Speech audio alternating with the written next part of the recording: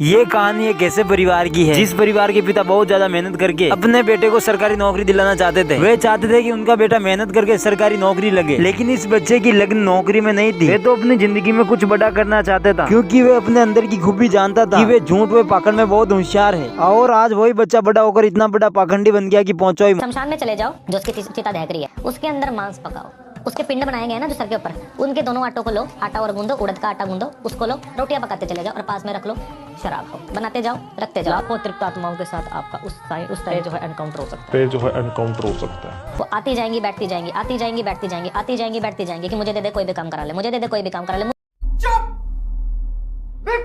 आप लोगों को बाबा की ये बातें सुनकर हास्य करने की कोई जरूरत नहीं है। बाबा रुद्र तारा की एक एक बात सत्य है। मैं मेरी घटना बताता हूँ। हमारे खेत में 2 दिन पहले सिंचाई के लिए रात को पानी आ रहा था और अभी ठंड का मौसम चल रहा है। अब मैं ऐसे में अकेला ठंड के मौसम में सिंचाई करने से तो रहा नहीं, और फिर मैंने दिमाग लगाया। फिर मैं 10-15 रोटी बना के शमशान में ले गया। मेरे पास रोटी देखते ही सारे भूत प्रेतों की आत्माएं दौड़ कर आने लगी और मुझे कहने लगी दे दे, और 1-2 तो मेरा एनकाउंटर करने भी लगी। मैंने कहा लाइसेंस प्लीज, तो फिर आत्माएं डर गई और गन को अपनी गांड में छुपा ली। मुझे कहने लगी मुझे दे दे। मैंने कहा अरे तुम इतने और मैं अकेला, ऊपर से हॉर्स पावर की गोली भी नहीं, समझ रहे हो। मैंने कहा रोटी दे दे, उसके बदले बिना तेल के भी पूरी रात मार। मैंने कहा नहीं नहीं, ये मारने मरने की बात बंद करो, मुझे तो पूरी रात सिंचाई करवानी और फिर पूरी रात ठंड में सिंचाई उन्हीं आत्माओं ने की और मैं आराम से खेत के किनारे सो गया।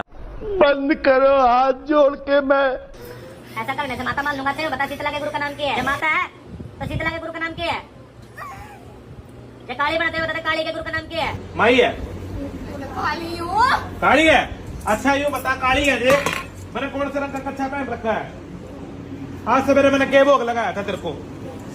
ये काली है। बोल मैं तेरा बकरे का।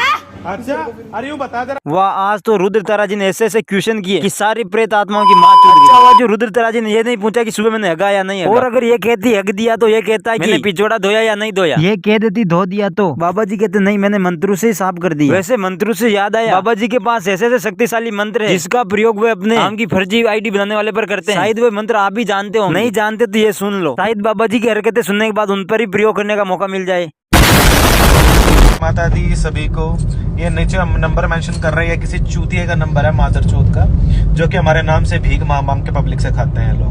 अभी मैं गाली नहीं दे सकता। नहीं, गाली नहीं देना। अब फैमिली देखती है, वरना मैं ऐसे गाली दूं, ऐसे गाली दूं ना, जिंदगी भर याद रखें ये बड़े हुए। नहीं नहीं नहीं नहीं, कुछ भी नहीं करना है। पहले मैं तुम्हें बताऊं बेटा, तुम्हारा तो देखो व्यवस्था बन रही है घर की सारी। तुम्हारे घर में कोई भगत है बेटा,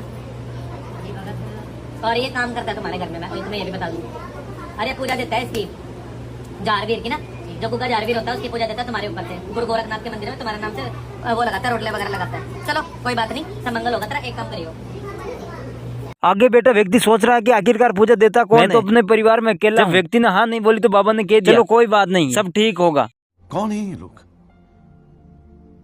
कहाँ से आते हैं? इतना ही नहीं, ये बाबा इतना शक्तिशाली है कि दिन में भी शमशान में डर के मारे अपने साथ कैमरामैन को ले जाता है। कुछ हो ना हो बाबा जी वीडियो में पोज अच्छी तरह देते हैं।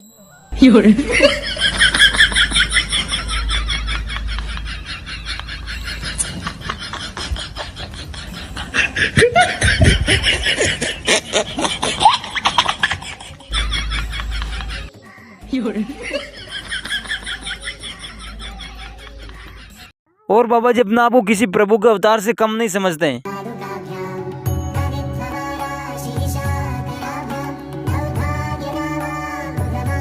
मेरे पास कोई अल्फाज नहीं है, मुझे माफ कर दे आप लोग सारे, मुझे छुट्टी दे दे, मैं इस दुनिया से छुट्टी चाहता हूँ। आप और तो और बाबा जी को अपने पूर्व जन्म के बारे में भी सभी याद है। हमारा इतिहास भी आज से नहीं है, बहुत पूर्व समय से है। ये हमारा 6वां जन्म है। हमारे पूर्व जन्म में हमारा नाम ओको था, ओको। हम हमारे गुरु जी के 14 शिष्य थे। चुप, बिल्कुल चुप। बाबा जी की इतनी बड़ी पाखंडी व झूठी बातें सुनकर तुम भी सोच रहे होंगे कि आखिरकार बाबा को इतना पाखंड करने की क्या जरूरत है।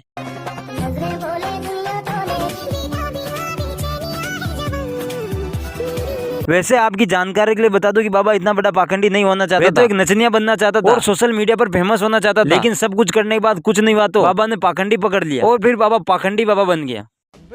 हमारे यहाँ ऐसा ही होता है।